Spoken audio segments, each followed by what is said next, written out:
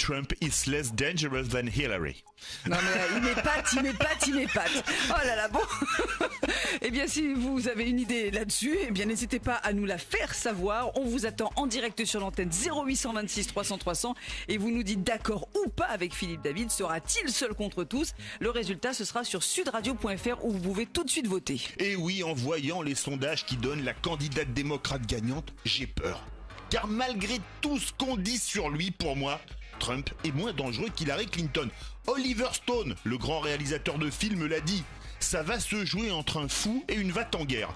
Mais mieux vaut un fou pacifique qu'une va-t-en-guerre, parce qu'une va-t-en-guerre n'est jamais pacifique, alors je le dis, je le répète, Trump est moins dangereux qu'Hillary Clinton. Il est dénigré pour ses provocations, pour des mots enregistrés à la sauvette il y a une dizaine d'années. Mais lui, il n'a pas voté la guerre en Irak qui a plongé tout le Moyen-Orient dans le chaos et qui a causé la naissance de Daesh. Donc je le dis et je le répète, Trump est moins dangereux qu'Hillary Clinton. Il veut se rapprocher de Poutine pour, je cite, botter le cul à Daesh en Syrie et en Irak, alors que Hillary, elle, compare Poutine à Hitler et est prête à la confrontation avec la Russie. Donc je le dis et je le répète, Trump est moins dangereux qu'Hillary Clinton. Et enfin, si vous avez aimé les guerres de George W. Bush, vous allez adorer les guerres d'Hillary Rodham Clinton.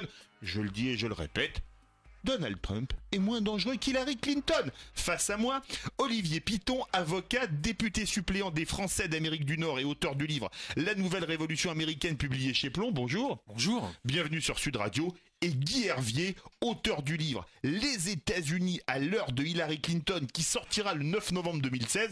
Il s'engage déjà sur le résultat, publié chez Macha Publishing. Bonjour Guy Hervier. Bonjour. Bienvenue sur Sud Radio. Bon, là je pense qu'avec mon introduction, je vous ai déjà rallié à mon idée. Trump est moins dangereux qu'Hillary Clinton. Si vous me laissez la parole pour démarrer, je dirais que déjà, moi, effectivement, comme vous l'avez signalé, j'ai pensé il y a un certain nombre de mois que Hillary Clinton allait gagner. Donc, j'avais fait mon choix et je veux pas dire que je me suis désintéressé de Trump, de ce qu'il voulait faire, mais en tout cas, ça me semblait une probabilité très très faible. Vous avez cité Oliver Stone en faisant référence en disant qu'il était moins dangereux que Hillary Clinton. Moi, je vous citerai Robert Kagan, qui est un néoconservateur de la Brookings Institute, qui a sorti un article dans le Washington Post en mai, qui a fait quand même un peu de bruit et qui disait c'est comme ça que le fascisme arrive aux États-Unis. Donc, si vous voulez, argument contre argument, j'ai une citation de Robert Kagan que je vous réserve pour la fin de l'émission. Okay. Donc, je sais pas si l'un ou l'autre ne sont pas un peu exagérés. En tout cas, inexactitude dans ce que vous avez dit. Il me semble, et là, effectivement, il faut regarder les sources. Vous avez dit que Donald Trump n'avait pas voté la guerre en Irak. Il n'était pas sénateur, il n'était pas représentant. Non, en tout cas, il s'est engagé pour la guerre en Irak. Même si après, évidemment, il a jamais rien fait en politique. Donc, il a un bilan qui est vierge de toute stupidité, de toute infamie, de toute crétinerie, et donc il peut avancer en disant qu'il va faire beaucoup mieux. D'ailleurs, il a même dit à un certain nombre de fois que I can fix the America. Donc à lui tout seul, il va résoudre tous les problèmes. Il va tout réparer, voilà. Fixe. Donc je pense qu'on peut dormir les deux oreilles. Oui. Pour vous prouver à quel point je suis de bonne foi, c'est vrai qu'il n'a pas voté à la guerre en Irak pour une bonne et simple raison, parce que comme il n'était pas élu, il ne pouvait pas la voter. Olivier Piton, rebonjour, vous êtes d'accord avec moi? Rebonjour. Écoutez... Avec la force de mes arguments de l'intro... vos arguments sont imparables. Vous le reconnaissez déjà. Absolument. Qui est Donald Trump? Donald Trump est effectivement quelqu'un qui, lorsqu'on lit son programme, lorsqu'on se donne la peine un petit peu de fouiller au-delà de la boursouflure du personnage... Ça fait pas de mal de lire les programmes, parfois. Ça fait pas de mal de lire les programmes. Effectivement, il est sur une tendance plutôt isolationniste, qu'on est bien aux États-Unis depuis la doctrine Jackson du milieu du 19e siècle, c'est-à-dire une sorte de retrait général, en particulier militaire, sur les intérêts, ou ce qu'on considérait être les intérêts premiers des États-Unis, donc, et puis on s'occupera du reste du monde dans un deuxième temps. Et effectivement, là-dessus, on l'a vu lors du deuxième débat, il s'est affronté à Hillary Clinton sur la problématique russe. D'ailleurs, Vladimir Poutine s'est retrouvé au centre du jeu du débat, ce qui a dû, à mon avis, lui faire plaisir. Non, je pense que ça lui a fait plaisir. Oui, mais il pensait pas finir dans le débat. Mais ce qui était intéressant, c'est de voir qu'on était revenu au cours de ce débat. Il faut toujours relativiser tout ça, mais au cours d'un débat, aux bonnes vieilles heures de la guerre froide, où on avait l'ogre russe ou la menace russe ou soviétique qui était montrée du doigt. Mais qui est Hillary Clinton ? Hillary Clinton, c'est d'abord quelqu'un qui vient de la gauche des campus. Donc c'est quelqu'un qui a été nourri au lait. La gauche mai 68 art version américaine. Oui, parce qu'elle a fait une thèse sur quelqu'un qui s'appelle Saul Alinsky, qui est le grand penseur de la gauche radicale de l'époque, qui est d'une certaine manière le Pierre Bourdieu. Oui, ou le Frédéric Lordon d'aujourd'hui, si vous voulez, si on veut avoir un vivant. Parce que c'était un peu si on veut avoir un vivant. Voilà, qui d'une certaine manière est le continuateur ou plus exactement l'inspirateur de Nuit debout ou de la démocratie participative. Bon, et puis évidemment, elle s'est recentrée. Aujourd'hui, elle est sur une position centriste, donc plutôt rassurante.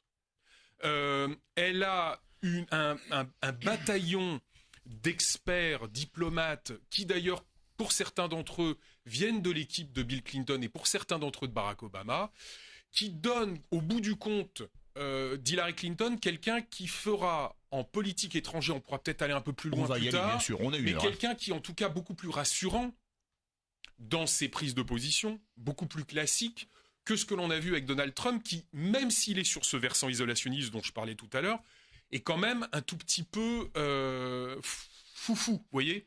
Donc, entre l'isolationniste un petit peu bipolaire et l'interventionnisme, et malgré tout relativement classique et orthodoxe, on a plutôt tendance à être rassuré par l'orthodoxie d'Hillary Clinton. On va aller faire un petit tour du côté du standard 0826 300 300 et Vivien qui veut s'exprimer en direct sur Sud Radio. Bonjour Vivien. Oui, bonjour. Good morning Vivien, je vais faire mon Sophie Gaillard. Hello. Hi Vivien.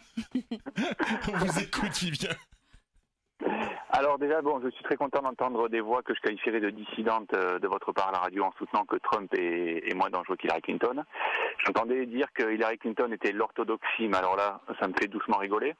Quand on sait que les anciens 68 arts deviennent les néoconservateurs d'aujourd'hui, qu'Hillary Clinton est pour moi beaucoup plus insane, malade mental que Trump, je trouve que c'est un fait. Je trouve aussi que Hillary Clinton, c'est le parti de la Banque centrale, donc c'est le parti de la guerre.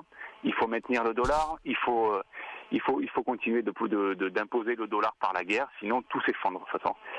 Donc je trouve que Trump, par sa position envers la Russie justement, beaucoup moins dans l'agression que Clinton qui représente l'OTAN et le système post-babylonien des banques centrales, si je puis dire, quoi. Vivien, je me trompe ou vous avez lu le dernier livre d'André Berkoff qui est sur Sud Radio tous les soirs à partir de 17h et qui parle de 18h de 18 à 19, moi président, et qui parle de Donald Trump puisqu'il a rencontré Donald Trump. Ah, pas du tout. Je vais combler cette lacune, mais pas du tout pour l'instant. Je fais de la pub pour notre ami André, qui en plus est un collègue et confrère de Sud Radio. Il a écrit un très très bon bouquin sur Trump. Je vais faire réagir mes invités. Tiens, Guervier. Il a raison, Vivien. Les néoconservateurs, Wolfowitz et compagnie, c'était des 68 arts américains. Ils étaient sur les campus de Berkeley à fumer du pétard et à dire paix au Vietnam. Oui, mais effectivement, j'entends bien l'argument, mais je pense que si on se replace ici en France, on a eu beaucoup d'hommes politiques d'aujourd'hui qui ont été peut-être des gauchistes dans les années 68 et qui ont évolué. Donc je pense que ça fait partie de l'itinéraire relativement fréquent des personnes qui à 20 ans ont des positions et qui évoluent avec le temps. Pour en revenir on disait le proverbe, il y a que les imbéciles qui ne se trompent jamais. Oui, enfin, faut peut-être pas changer trop souvent non plus parce que sinon ça peut poser un problème. C'est Edgar Faure, ce ne sont pas les girouettes qui tournent, c'est le vent. Effectivement. C'était une très très bonne citation. Si on en revient au programme, alors vous disiez il faut prendre le temps de les lire et justement, alors là c'est une incidente un petit peu rapide, mais c'est vrai que on a comparé les deux programmes dans leur détail et le programme de Trump fait 9000 mots, celui d'Hillary Clinton en fait plus de 100 000. Donc on voit quand même qu'il y a un rapport. Alors évidemment, l'idée c'est pas de faire Hillary Clinton égale Bruno Le Maire. Voilà, c'est ce que j'allais dire. On a chez nous un homme politique qui a fait un livre de 1000 pages. C'est pas pour autant que ça lui donne plus de poids, plus de force, tout ce que vous voulez.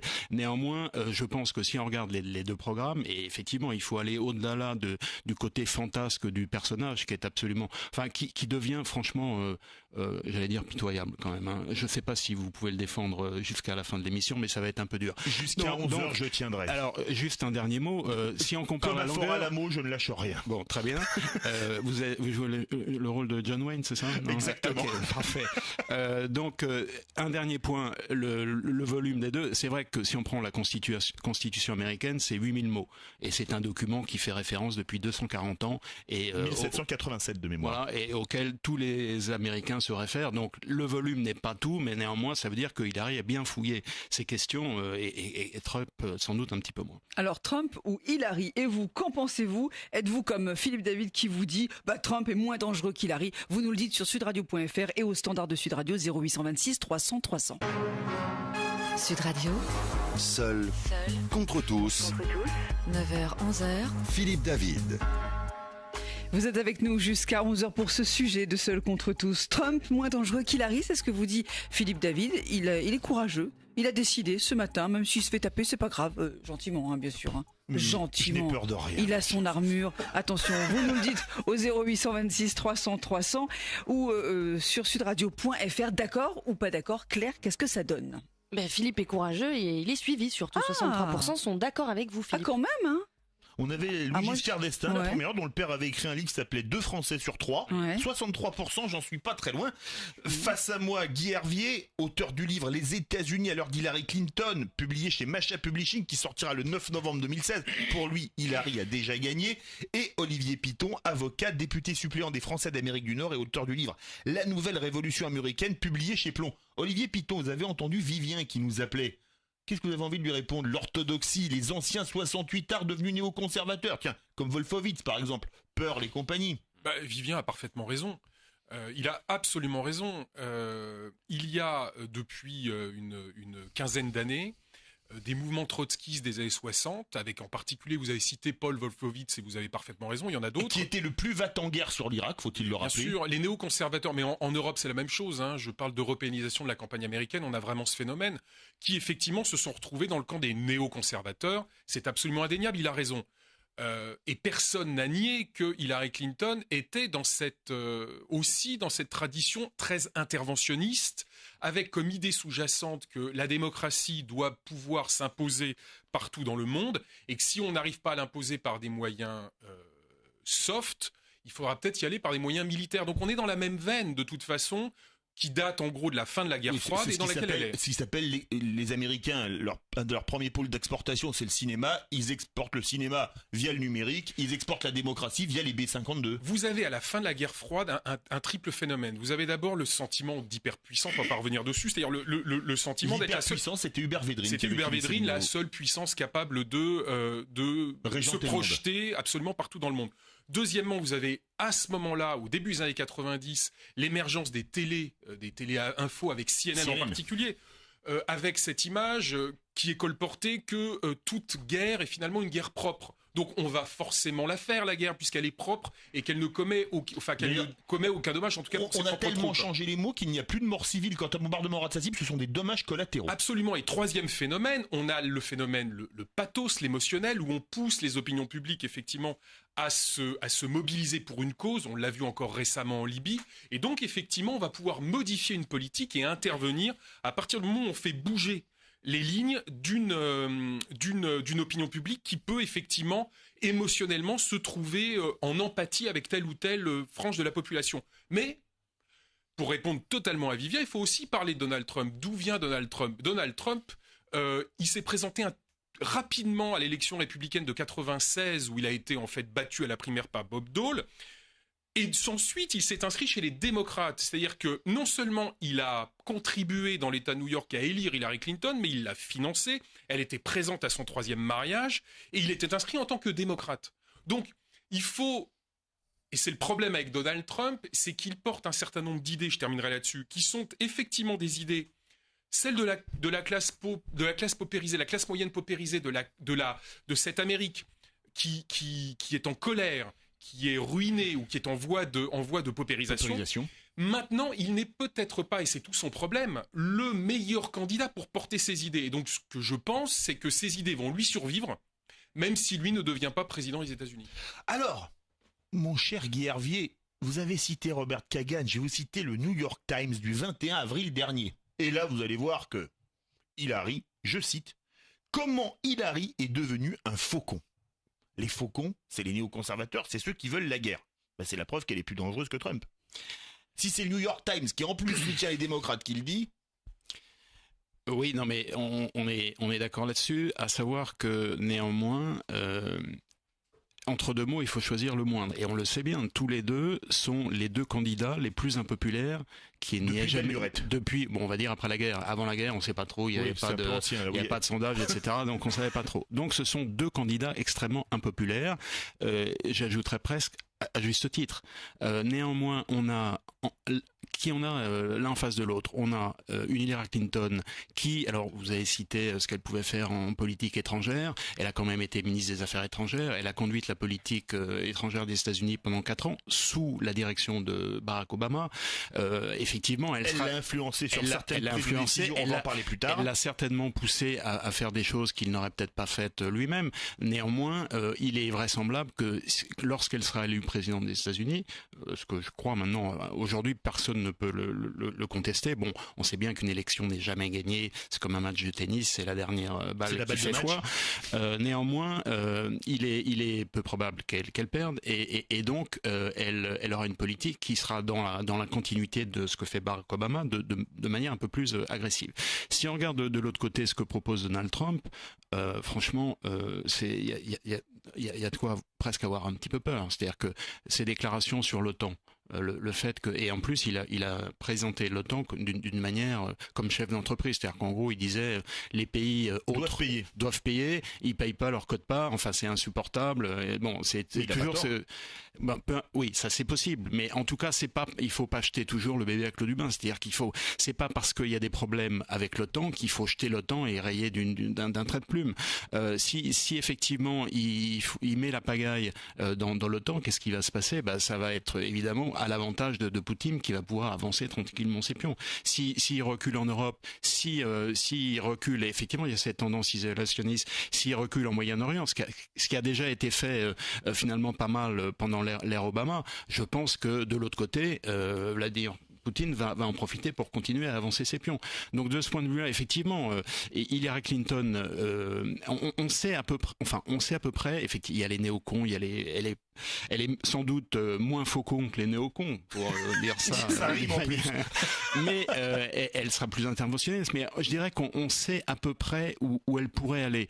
Avec Donald Trump, c'est un gros point d'interrogation, c'est l'inconnu. Et on se demande même, puisque ça a été posé à plusieurs reprises, est-ce qu'il est capable d'appuyer sur le bouton? Et ça, c'est quand même, ça fait un peu froid dans le dos. Hein. Je ne sais pas si vous êtes d'accord, mais est-ce que vous avez envie qu'il appuie sur le bouton? Wait and see. Yes. Dites-nous si vous êtes d'accord ou pas avec Philippe David lorsqu'il vous dit que Trump est moins dangereux qu'Hillary. Vous nous appelez au 0826 300 300 ou sudradio.fr pour voter. Sud Radio. Seul contre tous. 9h, 11h. Philippe David.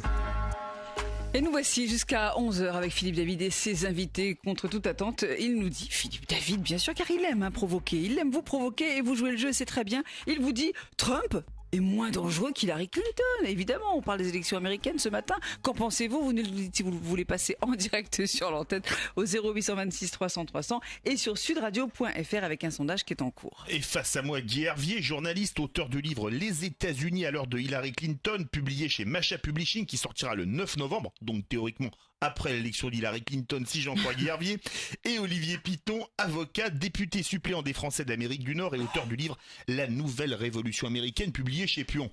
Olivier Piton, vous avez entendu le New York Times, pourtant supporter des démocrates. Comment Hillary est devenue un faucon? Ça veut tout dire, elle est plus dangereuse que Trump.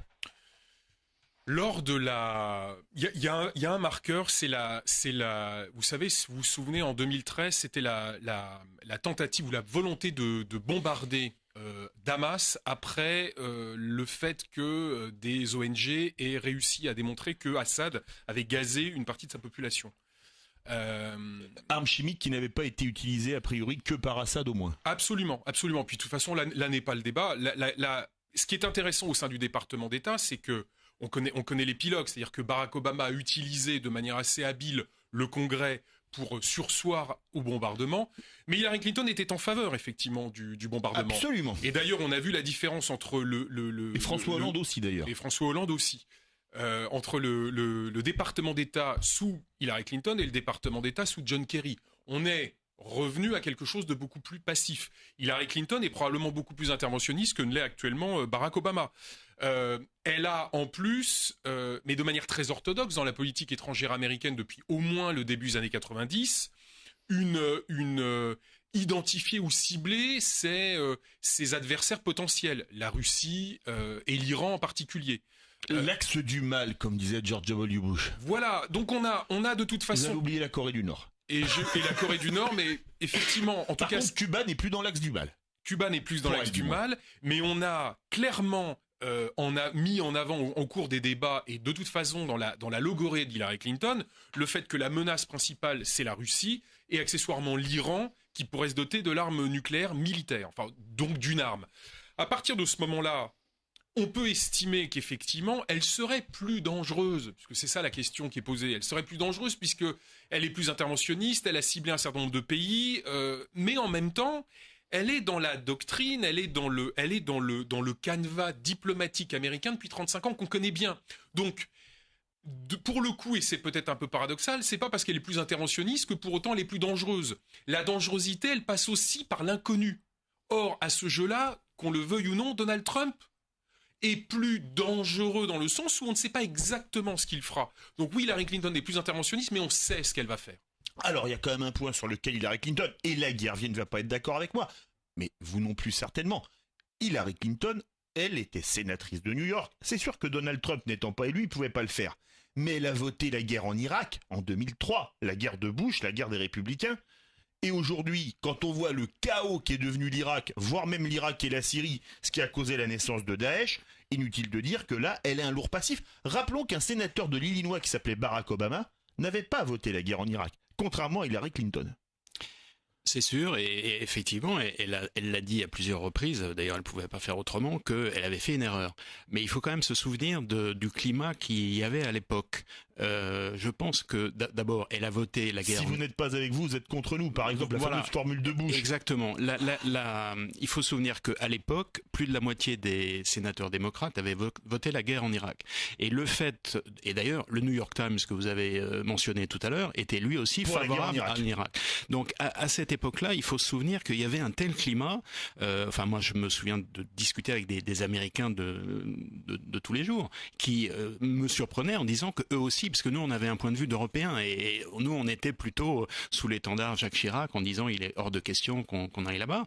Chirac, Schröder, Poutine à l'époque, l'axe Paris, Berlin, Moscou. Donc, ça a été extrêmement surprenant, mais je pense que Bush a réussi finalement une sorte de hold-up médiatique en disant, et vous l'avez résumé très bien, si vous n'êtes pas avec nous, vous êtes contre nous. Et je pense que de ce point de vue-là, elle s'est déterminée, elle a manqué de jugement, ça c'est sûr, mais comme beaucoup d'autres. Bon, après la suite, il faut reconnaître que cette décision, c'est sans doute la décision de George W. Bush qui a été la plus catastrophique qui a été prise depuis, on va dire, 30 ans, qui a mis une pagaille absolument invraisemblable au Moyen-Orient, alors que on a parlé tout à l'heure des néoconservateurs.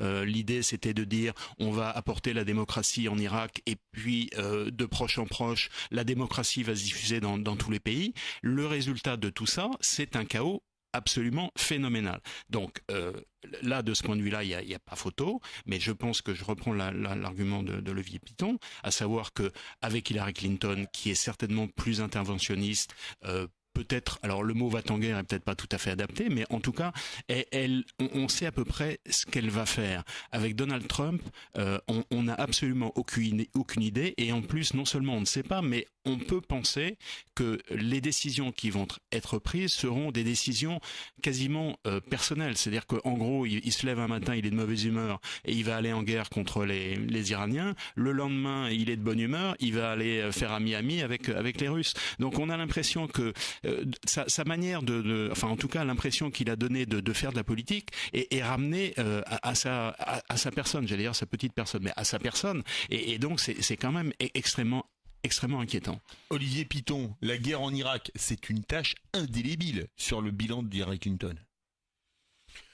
Elle a été attaquée là-dessus depuis 2008. Déjà lors de la primaire, oui et non, parce que c'est quand même une responsabilité collective. Comme effectivement ça a été rappelé, d'abord la quasi-totalité des républicains et puis la moitié des démocrates. Et plus de la moitié des démocrates, la quasi-intégralité des médias, des grands médias mainstream ont été non seulement pro-guerre, mais l'ont porté, ils l'ont magnifié. On se souvient, enfin moi je me souviens aux États-Unis à ce moment-là, de la manière dont avaient été perçues les premières heures de l'attaque contre Saddam Hussein. On était dans des espèces de patriotisme exacerbé. Donc c'est une responsabilité collective. Barack Obama n'a pas voté la guerre en Irak, mais tout simplement parce qu'il n'était pas au Sénat, il était au Sénat de l'Illinois. Donc il n'était pas, c'est un peu comme Donald Trump, il n'était pas en mesure de voter puisque de toute façon il n'était pas en situation de le faire. Il n'était pas élu au Congrès des États-Unis. Donc à partir de ce moment-là, c'est une tâche indélébile. Il y en a d'autres pour Hillary Clinton, l'affaire des emails en particulier, qui est infiniment plus gênante pour elle actuellement que cette affaire. Qui pourrait peut-être lui valoir un impeachment si elle était élue. Tout est possible. Il faut être très prudent sur cette question. On a WikiLeaks qui actuellement est en train d'irriguer les médias avec de nouvelles informations, notamment de son directeur de campagne John Podesta. Donc c'est quelque chose sur lequel il faut être vraiment prudent, mais tout est possible. Une chose est sûre, c'est que la guerre en Irak, c'est une génération de dirigeants américains consensuellement qui décident cette guerre. Hillary Clinton est à l'intérieur de ce consensus. Et c'est pour ça qu'effectivement, on peut estimer aujourd'hui que le néoconservatisme a contaminé à ce moment-là aussi bien les démocrates que les républicains. Donald Trump aurait-il fait différemment s'il avait été en responsabilité à ce moment-là ?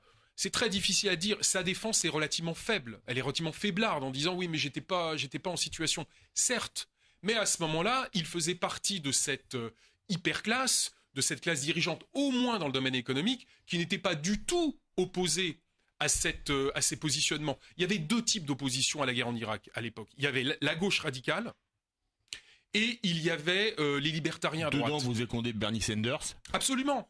Qui l'a dit d'ailleurs. Absolument, il l'a rappelé. Voilà. Et puis vous aviez les libertariens. Donald Trump n'est ni un libertarien, ni d'extrême gauche, bien qu'il tente effectivement d'avoir quelques passerelles avec Bernie Sanders. Alors en 2011, Clinton a soutenu, contrairement à Robert Gates, le secrétaire à la défense, l'intervention en Libye. Bon, intervention dans laquelle la France et les Britanniques se sont empêtrés. Guerrier, c'est pas non plus un succès. C'est pas un succès, c'est même effectivement, sans parler de l'épisode de Benghazi. Alors, qui était quand même assez, si vous voulez, avec le consul américain qui a été lâché. Oui, donc, oui, c'est ça. Et le secrétaire d'État a reçu des informations comme quoi il y avait, en tout cas, le consulat était tout à fait en danger et apparemment Hillary Clinton et le secrétariat d'État n'ont pas réagi en mesure et donc il y a eu 4 morts dans le consulat. Donc effectivement, c'est un épisode regrettable et de ce point de vue-là, faire la part des choses entre ce qu'a vraiment décidé Hillary Clinton et ce qu'a décidé Barack Obama, on peut l'imaginer, mais on ne le sait pas exactement. Et de ce point de vue-là, la stratégie de Barack Obama, avec la fameuse phrase lead from behind, qui est un peu paradoxale parce que diriger de l'arrière. Oui, ça paraît, on a du mal à le concevoir. Alors, faut peut-être être américain. Mener de l'arrière. Faut peut-être être américain pour le comprendre, parce que le terme leading n'est pas aussi évident que ça. Mais c'était finalement ménager un peu la chèvre et le chou. Enfin, c'était vouloir faire les choses sans les faire. Donc, c'était un peu bizarre, sachant que cet épisode s'est terminé, comme on le sait. C'est-à-dire que là aussi, on a sans doute réglé un problème initial en Libye en mettant Kadhafi dehors et en évitant un massacre qui serait certainement arrivé, mais on n'a rien fait après. Et de ce point de vue-là, si on fait la comparaison avec l'Irak, ça a été un petit peu la même chose. C'est-à-dire que George Bush a fait la guerre en Irak,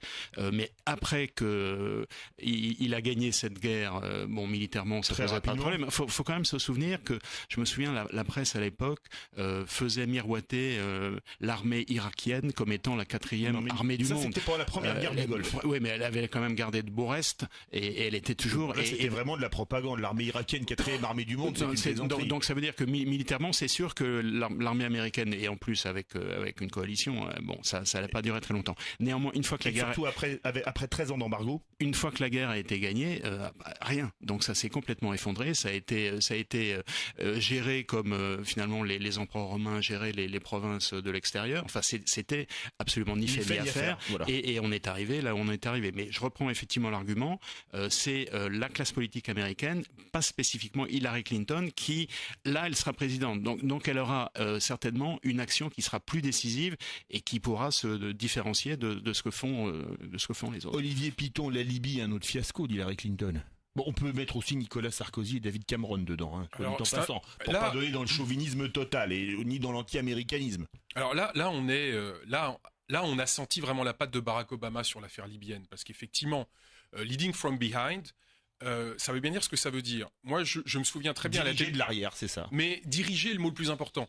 Et pas de l'arrière. C'est le mot diriger qui est le plus important. Moi, je me souviens à l'époque, les médias américains en particulier, je me souviens d'une interview du général en chef de l'armée américaine en Libye sur CNN, à qui on disait bon bah alors donc maintenant ce sont les Français, les Britanniques qui mènent les conflits, puis donc nous on est behind, on est derrière.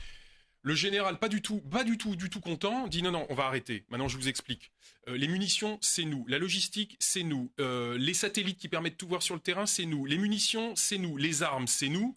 La seule chose que l'on laisse faire aux Français et aux Britanniques, c'est le fait d'aller bombarder à partir du moment où on leur a donné les cibles, les munitions et les moyens de le faire. Bon, il était peut-être un peu excessif. Mais les Américains, on sentait bien. Très excessif. Oui et non. Parce que vu ce qu'on a balancé comme missiles de croisière, Scalp et compagnie, c'était très excessif. Oui, mais ceci étant, ce que les Américains voulaient dire, c'est que aucune guerre aujourd'hui ne peut se mener, en tout cas du côté occidental, sans au minimum leur appui logistique. Ça, c'est clair. Allez, vous nous appelez au 0826 300 300 pour réagir sur ce que vous dit Philippe David. Trump moins dangereux qu'il arrive. Vous pouvez aussi voter sur sudradio.fr. Sud Radio. Seul contre tous. 9h, 11h. Philippe David. Ah, c'est un cow-boy, Philippe David. Il n'a peur de rien. Même s'il est seul contre tous, il y va. Il s'en fiche. Il dit Trump, c'est moins dangereux qu'Hillary. Alors vous le pensez aussi, vous nous le dites? Vous pourrez confirmer que je ne dis pas ça avec le Colt à la main. Non, pas du tout. Pas du tout. Mais avec votre verre de whisky à la main. Oh, je rigole. Attention, l'abus d'alcool est dangereux pour la santé. On n'est pas dans le avec le CSA. Comme dans les films, on sait très bien que c'est du jus de pomme. Alors, exactement. N'hésitez pas, vous nous appelez 0826 300 300 ou sudradio.fr. Oui, ça dépend des films, je sais. Me dit Olivier Piton, votre invité, Philippe. Oui, donc face à moi, Olivier Piton, avocat, député suppléant des Français d'Amérique du Nord et auteur du livre La Nouvelle Révolution Américaine publié chez Plon, et Guy Hervier, journaliste, auteur du livre Les États-Unis à l'heure de Hillary Clinton, qui sortira le 9 novembre 2016 aux éditions Macha Publishing. Alors, on a passé un petit moment au Proche et au Moyen-Orient. Allez, on va se rapprocher de l'Europe. On va aller en Russie. Aujourd'hui, Hillary Clinton, Guy Hervier, elle compare Poutine à Hitler. Dites de dire que ça va pas être le grand amour entre la Russie et les États-Unis. Parce que Poutine est un peu sensible, on l'a vu pour sa visite à Paris annulée. On le sait que, et même quand elle était ministre des Affaires étrangères, on sait que les relations avec Vladimir Poutine, qui est quand même à des tendances macho, Trump multiplié par 4, vraisemblablement. Donc ça donne un peu l'importance, l'échelle de Richter du machisme de Vladimir Poutine. On connaît maintenant l'échelle du machisme de Guy Hervier. 1 Poutine égale 0,25. Exactement, vous calculez assez vite. Donc on sait que ces rapports sont très tendus. Néanmoins, si on fait la comparaison entre les deux, je pense que les déclarations de Donald Trump lorsqu'il a pratiquement invité les Russes à aller fouiller dans les mails de Hillary Clinton pour essayer d'en récupérer des informations. Quand il parle de se retirer de l'OTAN, en tout cas, il met un gros point d'interrogation sur l'OTAN pour fragiliser finalement le front contre les Russes. C'est quand même l'occasion pour les Russes d'avancer un peu plus. Donc, de ce point de vue-là, et les déclarations évidemment de Donald Trump sur Poutine, qu'il le considérait comme un grand homme d'État. Alors, d'ailleurs, à ce propos, à plusieurs reprises, il y a eu des interviews où on lui demandait, mais vous le connaissez? Il a dit oui. Puis après, il est revenu sur sa position, comme quoi il le connaissait pas très bien. Donc, il dit, de toute façon, il dit tout et son contraire. Mais de ce point de vue-là, je pense que la réalité, c'est que Hillary Clinton, là encore, on connaît sa position. C'est une position de fermeté. Vladimir Poutine aura sans doute du mal. Alors, on rentre dans des arguments un petit peu spécieux parce que le fait qu'il soit machiste et qu'il ait affaire à traiter avec une femme, ça va lui poser des problèmes. Mais néanmoins, elle a une position qui est certainement beaucoup plus ferme et bien cadrée, alors que Donald Trump, franchement, on ne sait même pas si finalement sa politique avec les Russes ne sera pas guidée par ses propres intérêts de ses affaires. C'est-à-dire qu'en gros, on sait puisqu'il a pas publié sa déclaration de revenus. Il y a eu un article du New York Times. Alors je sais que vous aimez pas trop le New York Times, si je comprends bien, en tant que défenseur de Trump. Il y a eu un article précédemment où finalement on disait qu'il avait peut-être des dettes auprès de banques étrangères et peut-être des banques russes. Donc finalement, là on parle beaucoup aujourd'hui de conflit d'intérêts. Là, il y a franchement un conflit d'intérêts absolument majeur. Donc de ce point de vue-là, je crois que la question est réglée assez facilement. Olivier Poutine, comparer Poutine à Hitler, c'est pas de l'outrance quand même? Moi, c'est Olivier Piton, pas Poutine. Comme quoi, le jus de pomme, vous voyez, c'est pas gagné. C'est pas gagné. Là, ça ne sait pas. Ça ne sait pas. Excusez, pas gagné. Moi, je pensais à Poutine, ça s'appelait Olivier Piton. Bon.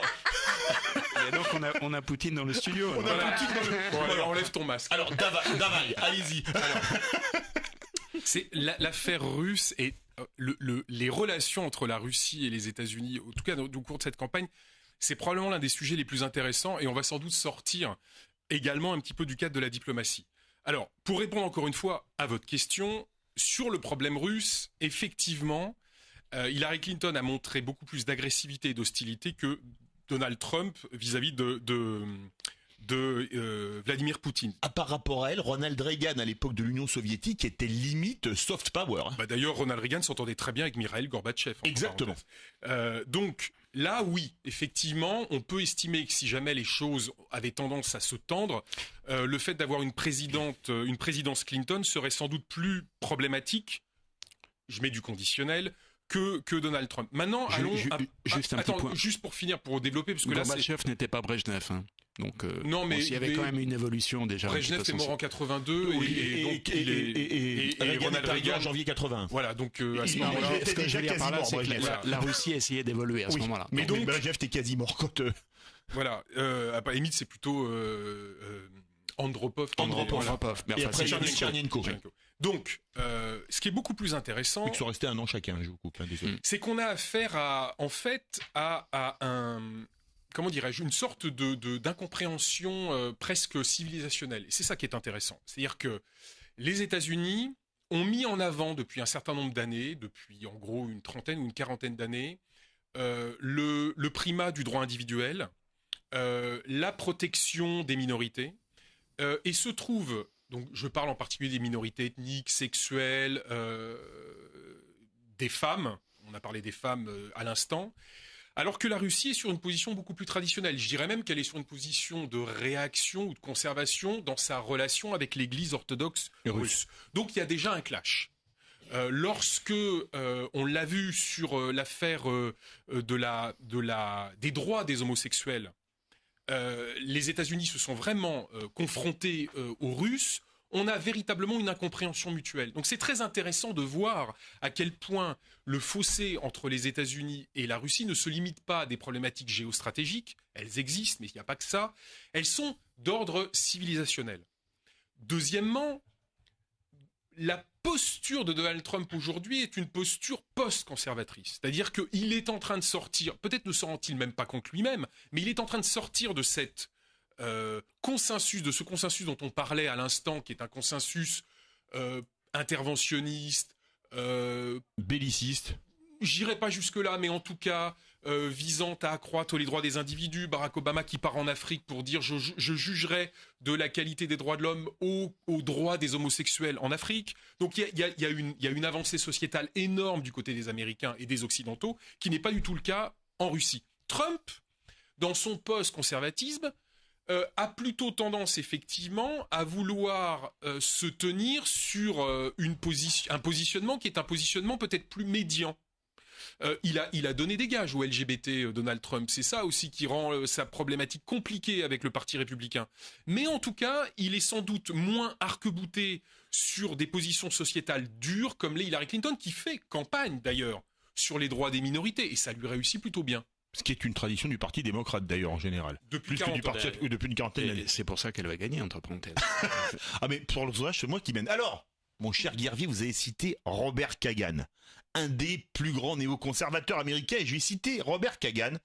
Il a déclaré « Je dirais que tous les professionnels républicains de la politique étrangère sont anti-Trump. » Oh bah si tous les néoconservateurs et les professionnels du Parti républicain, alors on va mettre Sarah Palin, Condoleezza Rice, etc., sont anti-Trump, ça veut tout dire sur le bellicisme, et là j'utilise le mot, d'Hillary Clinton. Non, encore une fois, je pense que je sais pas. Si on regarde, il faut se baser sur les faits. Qu'est-ce qui s'est passé pendant les 4 ans où elle a été secrétaire d'État? Je pense qu'elle n'a pas engagé d'action absolument invraisemblable. Alors vous avez cité tout à l'heure les différents points. On a balayé l'Irak, la Syrie, la Libye, la Russie. Bon, en une heure, on fait le tour du monde. Oui. Alors effectivement, on n'a pas parlé d'ailleurs de toute l'Asie et de la politique du reset. On pourra faire une autre émission sur la Chine, notamment les relations sur la dette américaine et les bons du Trésor. C'est quand même une grosse partie du monde. Mais je pense que là encore, je reviens sur l'argument que j'ai essayé de développer à plusieurs reprises, c'est que Hillary Clinton, on sait ce qu'elle est, elle a un passé, elle a une expérience politique, on sait à peu près ce qu'elle va faire. Donald Trump, c'est vraiment une grande inconnue, et je pense que en fait, alors je vois l'heure qui avance, lui, son idée, c'était de dire il y a eu beaucoup trop de politiquement correct depuis trop d'années, et donc aujourd'hui, il faut faire du politiquement incorrect. Et donc finalement c'est ce qui est sa motivation principale. Il n'a pas envie de dire des choses pour dire des choses. Il a envie de dire des choses pour soit flatter les mauvais sentiments, soit faire réagir, soit choquer. Je pense que, et d'ailleurs on peut se poser la question même pour terminer, est-ce qu'il a vraiment envie d'être président des États-Unis, ou est-ce qu'il n'a pas envie de se recycler? On a parlé de se recycler dans les informations, mais on peut se poser la question. Olivier Piton, et j'ai pas dit Poutine ce coup-là. Comme vous voyez, Robert Kagan, un des néoconservateurs avec Pearl, Condoleezza Rice, Wolfowitz, Rumsfeld, qui dit « Tous les professionnels républicains de la politique étrangère sont anti-Trump ». Il a raison. Mike Murphy, qui est le grand communicant, effectivement, qui vit en Californie, qui est le grand communicant républicain, a condamné à de nombreuses reprises Donald Trump. Il y a un divorce entre le Parti républicain et son logiciel conservateur et Donald Trump qui est dans le post-conservatisme. En gros, il est protectionniste, il est antimondialiste, il est contre le politiquement correct, il est non-interventionniste. Donc effectivement, je rejoins ce qui vient d'être dit. Il ne gagnera peut-être pas cette élection, mais je pense que ses idées vont lui survivre et qu'un jour, quelqu'un à la Maison-Blanche qui portera ce message de la classe moyenne paupérisée arrivera à la Maison-Blanche. Je vais vous poser une dernière question clin d'œil très courte. Est-ce que Hillary Clinton, c'est Sarah Palin teinte en blonde? La réponse est non, évidemment. Je pense que c'était une erreur de casting, Sarah Palin. Hillary Clinton, c'est pas une erreur de casting. Et pour vous? Hillary Clinton est très impopulaire, mais en même temps, elle a le fond et la compétence pour réaliser une présidence classique. Merci beaucoup Olivier Piton et Guy Hervier. Le meilleur succès à vos livres, La Nouvelle Révolution Américaine, publié chez Plon, et les États-Unis à l'heure de Hillary Clinton chez Macha Publishing. Trump est moins dangereux qu'Hillary, d'accord à 62%, et le résultat du sondage est pas d'accord à 38%. Voilà, vous le savez. Trump is less dangerous than Hillary. Non mais il m'épate. Oh là là, bon. Eh bien si vous avez une idée là-dessus, eh bien n'hésitez pas à nous la faire savoir. On vous attend en direct sur l'antenne 0826 300 300 et vous nous dites d'accord ou pas avec Philippe David. Sera-t-il seul contre tous? Le résultat, ce sera sur sudradio.fr où vous pouvez tout de suite voter. Et oui, en voyant les sondages qui donnent la candidate démocrate gagnante, j'ai peur. Car malgré tout ce qu'on dit sur lui, pour moi, Trump est moins dangereux qu'Hillary Clinton. Oliver Stone, le grand réalisateur de films, l'a dit. Ça va se jouer entre un fou et une va-t-en-guerre. Mais mieux vaut un fou pacifique qu'une va-t-en-guerre, parce qu'une va-t-en-guerre n'est jamais pacifique. Alors je le dis, je le répète, Trump est moins dangereux qu'Hillary Clinton. Il est dénigré pour ses provocations, pour des mots enregistrés à la sauvette il y a une dizaine d'années. Mais lui, il n'a pas voté la guerre en Irak qui a plongé tout le Moyen-Orient dans le chaos et qui a causé la naissance de Daesh. Donc je le dis et je le répète, Trump est moins dangereux qu'Hillary Clinton. Il veut se rapprocher de Poutine pour, je cite, botter le cul à Daesh en Syrie et en Irak. alors que Hillary, elle, compare Poutine à Hitler et est prête à la confrontation avec la Russie.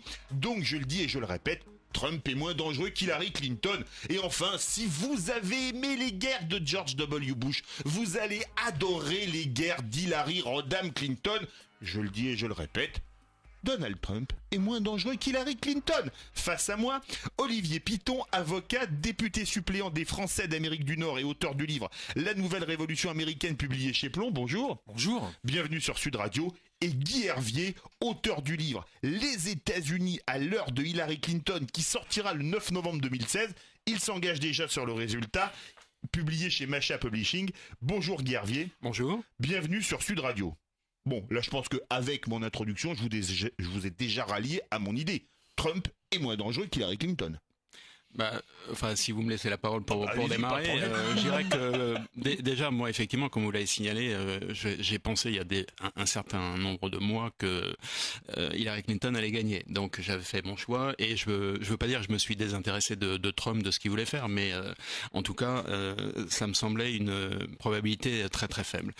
Vous avez cité Oliver Stone en faisant référence, en disant qu'il était moins dangereux que Hillary Clinton. Moi, je vous citerai Robert Kagan, qui est un néoconservateur de la Brooklyn Institute, qui a sorti un article dans le Washington Post en mai, qui a fait quand même un peu de bruit, et qui disait c'est comme ça que le fascisme arrive aux États-Unis. Donc si vous voulez, argument contre argument... J'ai une citation de Robert Kagan que je vous réserve pour la fin de l'émission. Okay. Donc je ne sais pas si l'un ou l'autre ne sont pas un peu exagérés. En tout cas, inexactitude dans ce que vous avez dit, il me semble, et là effectivement il faut regarder les sources. Vous avez dit que Donald Trump n'avait pas voté la guerre en Irak. Il n'était pas sénateur, il n'était pas représentant. Non, en tout cas il s'est engagé pour la guerre en Irak. Même si après, évidemment, il n'a jamais rien fait en politique. Donc il a un bilan qui est vierge de toute stupidité, de toute infamie, de toute crétinerie, et donc il peut avancer en disant qu'il va faire beaucoup mieux. D'ailleurs, il a même dit à un certain nombre de fois que I can fix America. Donc à lui tout seul, il va résoudre tous les problèmes. Il va tout réparer, voilà. Fixe. Donc je pense qu'on peut dormir les deux oreilles. Vous voyez, pour vous prouver à quel point je suis de bonne foi, c'est vrai qu'il n'a pas voté à la guerre en Irak pour une bonne et simple raison, parce que comme il n'était pas élu, il ne pouvait pas la voter. Olivier Piton, rebonjour, vous êtes d'accord avec moi? Rebonjour. Écoutez... Avec la force de mes arguments de l'intro, vos arguments sont imparables. Vous le reconnaissez déjà. Absolument.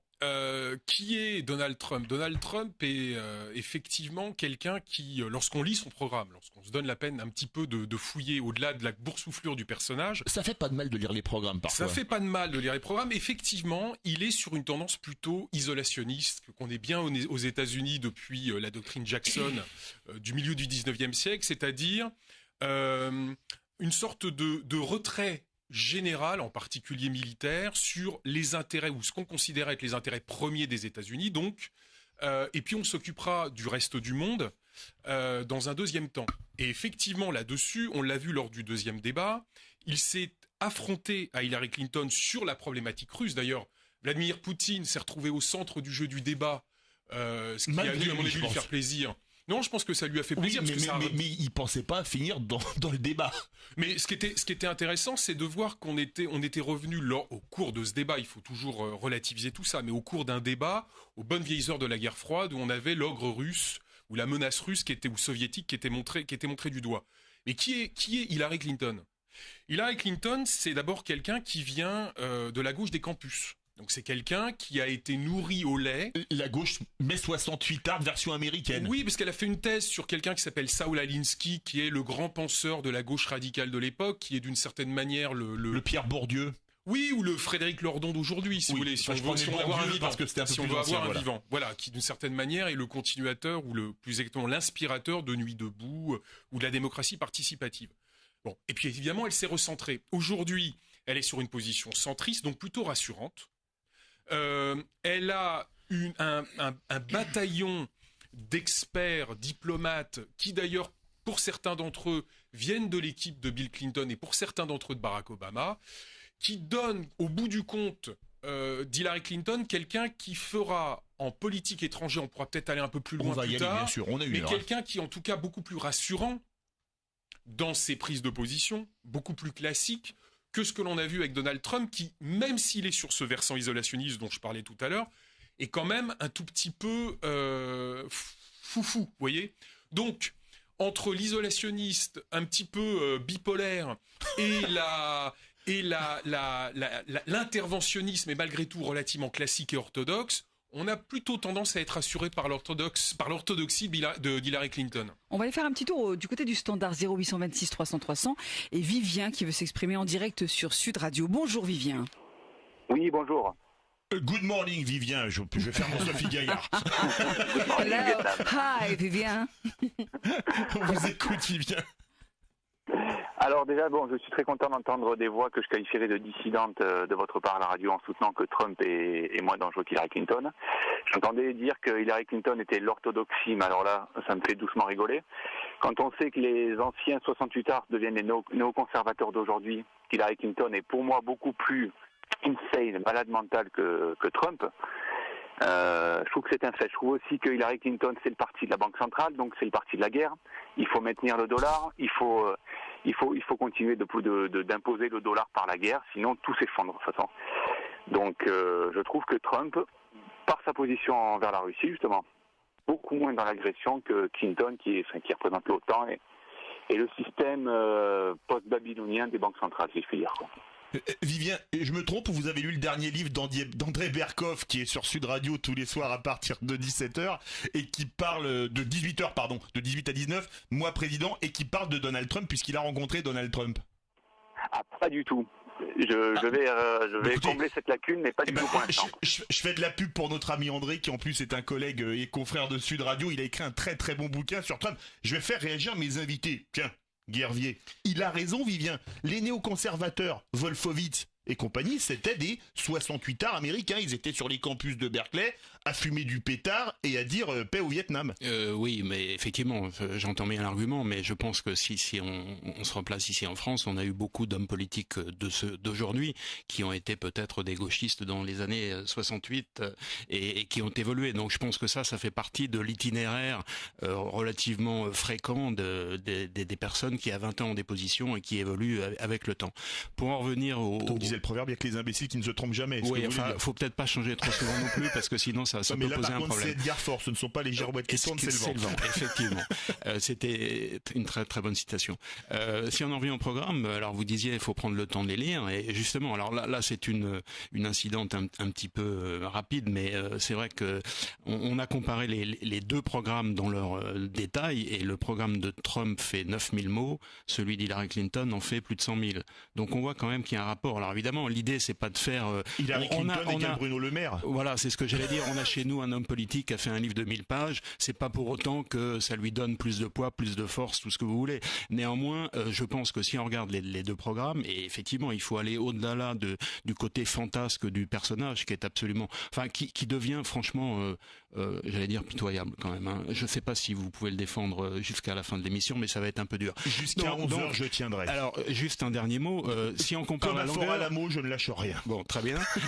Vous jouez le rôle de John Wayne, c'est ça? Non? Exactement. Okay, parfait. Donc, un dernier point, le volume des deux. C'est vrai que si on prend la Constitution américaine, c'est 8000 mots. Et c'est un document qui fait référence depuis 240 ans. Et, 1787 de mémoire. Voilà, et auquel tous les Américains se réfèrent. Donc, le volume n'est pas tout, mais néanmoins, ça veut dire que Hillary a bien fouillé ces questions et Trump sans doute un petit peu moins. Alors, Trump ou Hillary, et vous, qu'en pensez-vous? Êtes-vous comme Philippe David qui vous dit Trump est moins dangereux qu'Hillary? Vous nous le dites sur sudradio.fr et au standard de Sud Radio 0826 300 300. Sud Radio, seul contre tous. 9h-11h, Philippe David.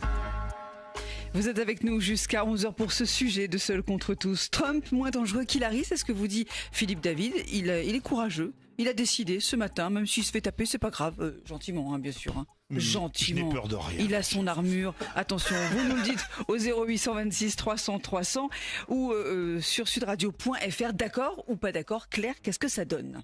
Philippe est courageux et il est suivi surtout. 63% sont d'accord avec vous, Philippe. Ah, quand même, hein? On avait Louis moi, Giscard d'Estaing, la première, dont le père avait écrit un livre qui s'appelait 2 Français sur 3. 63%, j'en suis pas très loin. Face à moi, Guy Hervier, auteur du livre Les États-Unis à l'heure d'Hillary Clinton, publié chez Masha Publishing, qui sortira le 9 novembre 2016. Pour lui, Hillary a déjà gagné. Et Olivier Piton, avocat, député suppléant des Français d'Amérique du Nord et auteur du livre La Nouvelle Révolution américaine, publié chez Plomb. Olivier Piton, vous avez entendu Vivien qui nous appelait. Qu'est-ce que vous avez envie de lui répondre? L'orthodoxie, les anciens 68 arts devenus néoconservateurs. Tiens, comme Wolfowitz par exemple, Pearl et compagnie. Vivien a parfaitement raison. Il a absolument raison.